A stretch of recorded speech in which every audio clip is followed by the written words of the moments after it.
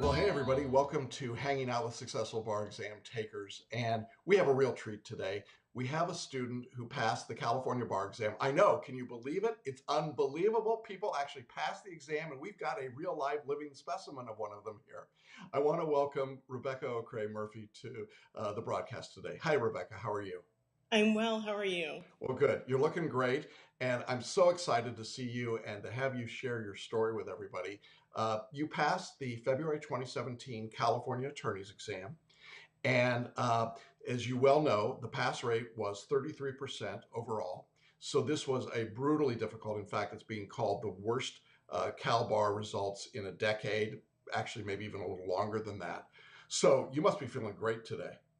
Oh my gosh, I'm just like on cloud nine. It's so hard to believe, even though it's been over a week, but I'm just elated. It's just the best news I've had in such a long time. Oh, that's awesome.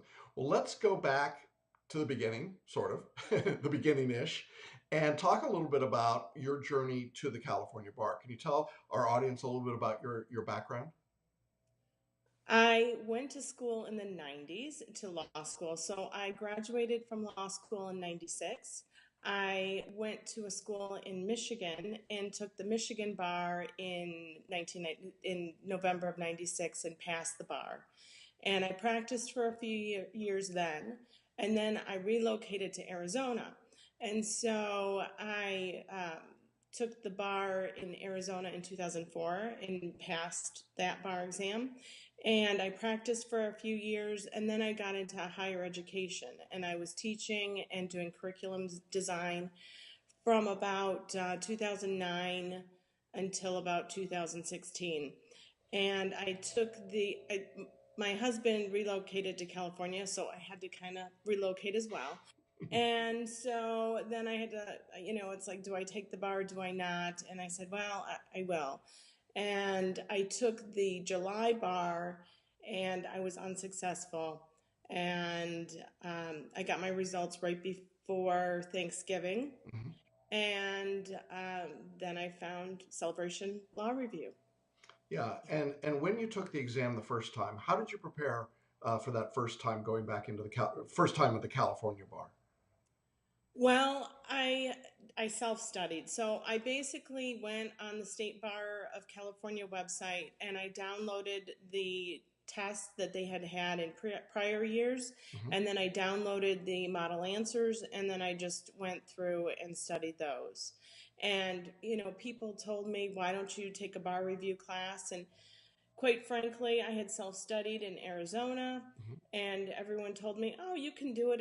Family members don't understand. They kind of say, "Well, you've done it before. What's the big deal?"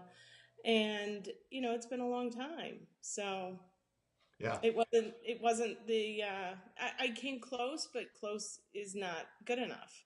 right. So then you found us and you got started, and you had a relatively short period of time to study because results, as you say, came out around Thanksgiving. You're going to take the February exam. And were you working at this time as well? I was working up until about right around there. I was teaching online classes, but then there was a change in California law, and so the company that I had worked for eliminated all California instructors.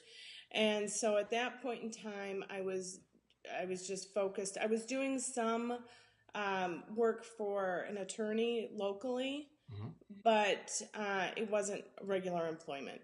Right. Now, we're going to talk a little bit more about this later, I hope, but you were also doing a significant amount of volunteer work. Is that correct through your church?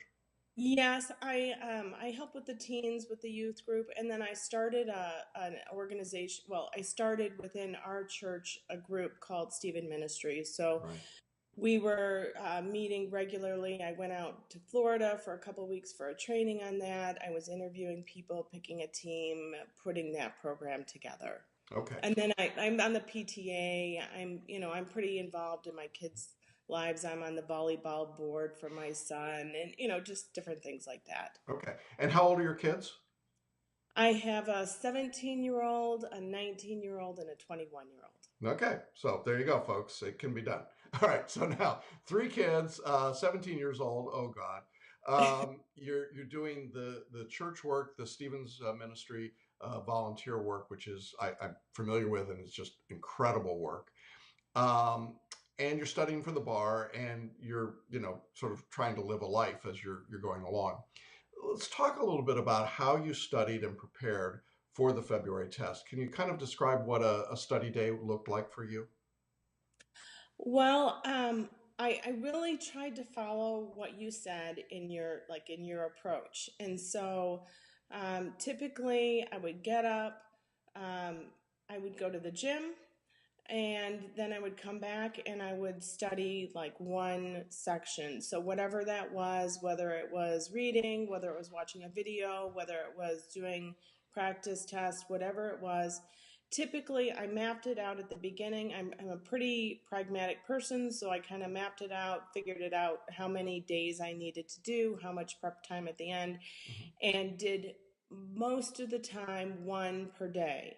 Okay. Now, there were a couple times where I felt really behind and I did two. There were times that I did like essay questions and I was concerned that I had forgotten more than I remembered, so I did some extra problems. But I tried to stay on course with the one a day. Okay. So you're following the study guide that we gave, and so that's Yeah. the reading and the lectures and the question practice. We're just doing a regular traditional 3-hour read of each section, right? Yes. And then listening to a lecture or watching the lecture and then doing question practice. Now, you selected the personal mentoring option that we offered. Can you talk a little bit about why you did that rather than a basic course? I mean, you've gone from self-study, and there was a basic course that we offered that had basically all model answers built into the course, but no individual review. So why did you choose the personal mentoring? I just needed that extra, I needed that one on one. I think a lot of times my confidence needed somebody to tell me that yes, you're doing the right thing, or hey, you need to go back and review this. I needed somebody to be honest with me and give me feedback, Mhm. and that was great for this. Okay. So during the course, you and I talked in video chats probably 15 or so times. That sound about right? Hmm. Okay. Can you describe for our audience a little bit about what those conferences are like from your end? I mean, I know what they're like from mine, but why don't you tell the folks who are watching and listening what it's like to go through one of these conferences? I would say at the beginning it was a little bit it was intimidating, Mhm. and it was, but honestly, you are so authentic, and you were, you got to the point where you said, okay, tell me what you did that was right, tell me what you did that was wrong. And sometimes I was right on with my personal critique, and sometimes you were like, no, that wasn't as bad as you thought it was. Um, but there were a couple times, there was one time in particular where you said, I expected more from you, and you could have done better, and what happened here? And I needed to hear that, and I could trust you from that point, because then what you said later, I believed you, and it wasn't that I was kind of going, oh, he's sugarcoating it, or he's telling me something just so that I need to hear, just so that I something that I want to hear. Yeah. And we call that in the shorthand of our business, we call it a CTJ or a come to Jackson talk. So it's, what can I say, folks? That's very kind of you to say that I'm authentic. That's certainly something I try for. But you are also pretty transparent with me in terms of really kind of letting down your guard about the frustrations and the anxieties that you felt. I remember that there was, I think, at least one call where you really sort of melted down. Do you remember that? Yes. I I know I'm bringing up the happy memories here. yes. So the I took the attorney bar exam. So I took the day, I wrote the day one and then the day three for the essays. Mhm. And so I went in for the first day, and you know the advice is always don't listen to anyone, don't pay attention to anyone. all these other things. And I know these things. I had earplugs. I walked in. I didn't know anyone near me. I didn't make eye contact. I mean, I really was kind of keeping my head down. And I felt really good all day writing my responses. I felt like energized. I kind of looked at it like, oh, is this it? And I felt wonderful. And I left, and as I was walking out, one of my earplugs fell out, and I heard some people talking about one of the questions. And I started panicking, and I'm like, I don't remember that part. And all the way to my car, I was walking to my car, and then my drive from Ontario to my home, was probably an hour and a half. I was reliving this whole thing, second guessing everything I had written down, and I couldn't sleep that night. I could not sleep. I was just absolutely felt that I had just just ruined everything. So the next morning, I conferenced with Jackson, and I had a meltdown. And he said, "Did you wait a minute? Did you finish the test?" I said, "Yes, I finished the test." He said, "Did you write an answer to all the questions?" I'm like, "Yes, I wrote an answer to all the questions." And he said, he asked me a few more things, and he said, "Based on this, what I've heard, this is kind of the question. Did you hit these things?" And I said, "Yes." And he said, "Then don't worry about it." And I was, of course, really upset. And he told me that I needed to stop being a drama queen and kind of get over it. And if I didn't get over it, I would ruin the next day. And so I took that to heart, and I pulled myself together, and I did everything in my power just to kind of like relax that evening. I I started studying, and then I said, you know what? I don't need to study. I just need to calm down. And so that was what I focused my efforts on. And the next day, I walked in and I wrote, and I felt like it was that I could do it. And I didn't listen to anyone. I covered my ears. I was humming so that I wouldn't hear any, outside noise. And it went well. Yeah, so the moral of the story is don't laugh so hard that your earplugs fall out because bad things will happen. And of course, it all worked out. Well, I appreciate you sharing that story. Um, yeah, and you weren't a drama queen. It was just at that particular moment, it was sort of like, yeah, okay. I think we, the work that you were doing was good in practice. I knew you were capable of passing. It was like, oh, please don't sabotage yourself here at the end, which can happen to people. So I think that's a really instructive, good story. I want to backtrack for a moment and talk a little bit about the essay writing. Um, when you self-studied, you looked at the examiner's model answers and sort of pieced that together. And then we taught a different way of writing, correct? The FLA approach. Can you talk a little bit about that and what made that different and what it was like to learn that approach to writing? I think that made the whole difference in the exam writing. The FLA, you look at the facts, you look at the different arguments, and then you make a conclusion. But when you're doing that, you're putting so much more substance in your responses opposed to filler. And when you go and write the bar exam, you go. I had to actually say, no, I'm not going to Iraq. And I had to write on my paper FLA, FLA, because it's almost like muscle memory from law school where you start to get into that mode. But doing this, you're really looking at, there were a couple points, and I wasn't positive, but I'm like, you know what? I'm making both arguments, so it doesn't matter. And the answer, the conclusion didn't matter as much because you're putting in the different legal arguments from both sides. And that's what lawyers do. So it's much more effective, I believe. Yeah, and certainly made a difference for you and your scores going from not passing to passing. And that was because you're on the attorney's exam, that was the exam for you, or the essays and the performance tests. So I think when people say there's only one way to write and it's IRAC, you're living proof that that's not true, right? Yes, Yeah, absolutely. yeah. Um, the so you finish the exam, and then you've got the interminable wait in California for results, right? Mhm. What was that period of time like for you after the exam and waiting for results day? It was so stressful.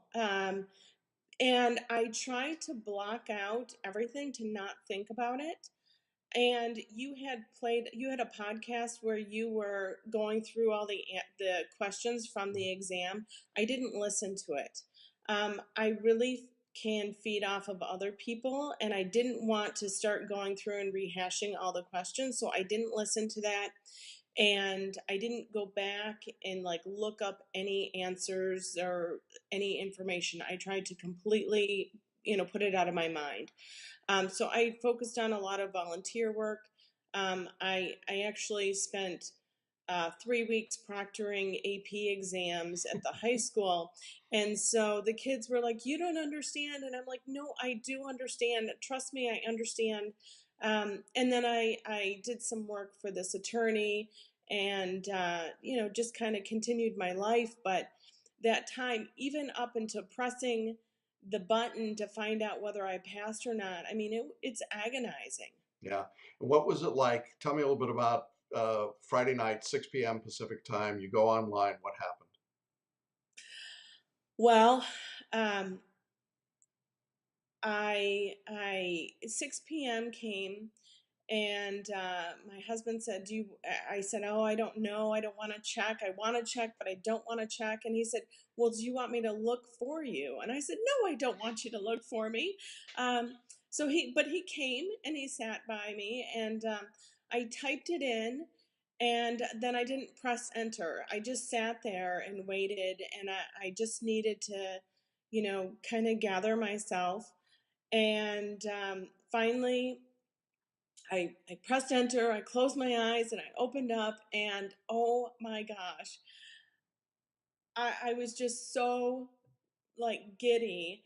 And so my husband, my son was home, I shared with them, and then, started calling people and letting my family and friends know. And it just the best, best. And it was Mother's Day weekend. So, that was wonderful. And the second part was that I was going lobbying in Sacramento on the following Monday. And I was meeting with a number of senators and legislators. And I thought, if I don't pass, this is not going to be good. Just the whole week was going to have a dampen spirit to it. So anyway, it ended up being a wonderful, joyous day, and still feeling great Yeah. about it. I think that's a pretty good Mother's Day, isn't it? Um, Absolutely. what did your family have to say? They were just thrilled. My husband said, "Well, I knew you would do it," because he had been watching me study and kind of stay out of things, not go to parties, not go to different things because I was trying to keep that in focus. And my kids were excited for me. My parents may fly out for my swearing in ceremony. So, Great. I mean, everyone is just very excited for me. Oh, that's awesome. That's wonderful.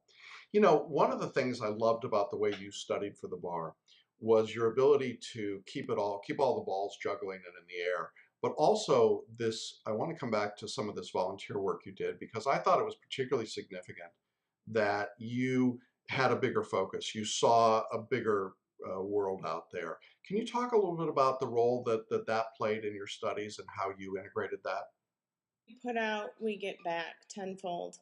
Mhm. And I think that it's just, one of the things that really affected me was with the immigration change in policy in the United States.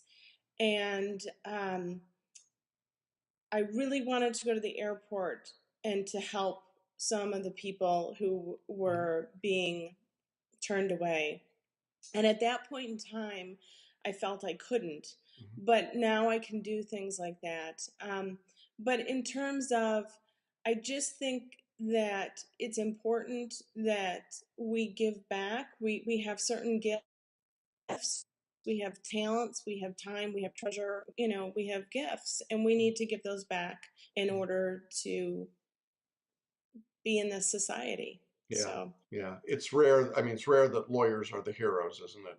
And so this is certainly one of those times when the rule of law is a place where we can make a significant difference. And so, regardless of one's politics, I just think that being part of the conversation, having a seat at the table, these are all benefits of being a member of the bar. And I thought that you did a lot while you were studying, and certainly now that you're becoming a member of the bar, there's more opportunities out there for you. And so I want to congratulate you and applaud that effort and encourage others along that way. We know that the results in California continue to go down. Pass rates go down. It's the toughest exam in the country by far. And so there are a lot of people probably who will watch and listen to this interview who are in a position where they've taken and failed the exam. What advice would you have for those individuals now based on your experience?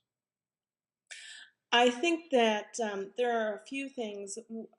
One, I think it's really important that you um, are living a healthy life. And so, not going out and drinking, not doing things to your body because that are going to be unhealthy, so that, you make a priority to rest, make a priority to exercise, might make a priority to eat well.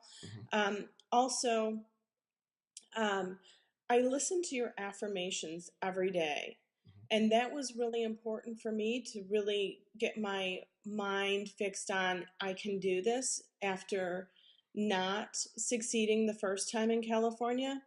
I've always succeeded in everything I've tried. I'm a type A person, and I just think that hard work and perseverance and whatnot, and that was a real blow to me. And Mhm. so just really kind of going, yes, I can do this. Yes, I can. It doesn't matter. That doesn't define me. So those affirmations were really key. But then just following your program. So doing the assignments, I did them. And towards the end, you said to take the subjects and make a list in order of what was the weakest to the in order to the strongest, and start studying the weaker ones and then moving down the list. And I was reviewing some of the ones that I was strong in, and you're like, why are you doing that? Review the ones that you're weaker in, and don't worry about those. Even if you don't have a time to get back to it, it's okay. So take your advice, listen to those things.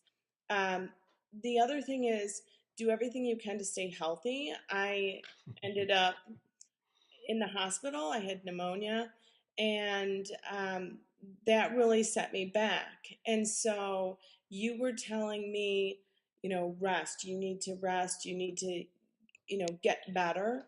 And I was trying to just push through it because that's the kind of person I am.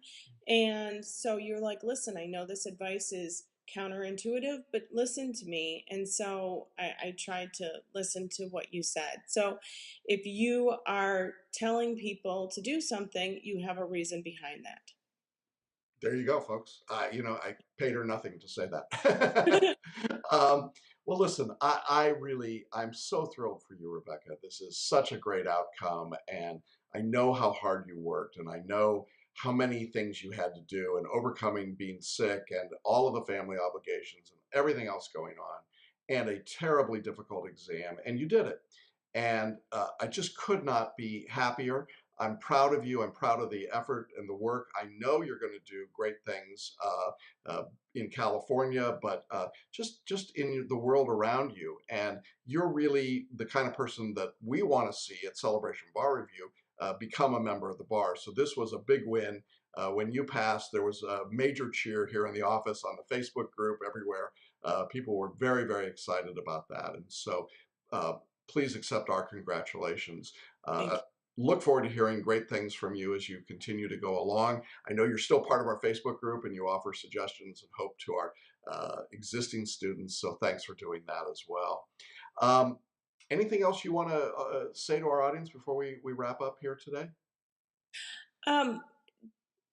Just if there's anybody who is struggling or they want to talk, if it's in California and they just need somebody to have a cup of coffee or whatever, feel free to message me. I'd be happy to get together, and good luck to everybody. It That's can be done. Just keep trying, keep plugging away. absolutely, it's great advice, and we'll put the links into the show notes here as well. Well, that's our episode for today. Thanks again, Rebecca. Congratulations. It's great to have you with us. Thanks to all of you who watch and listen and participate in these conversations. They're really a lot of fun to do, and conversations like this one are just the best. So thanks so much. We'll say goodbye for now. Take care. Bye-bye. Bye bye.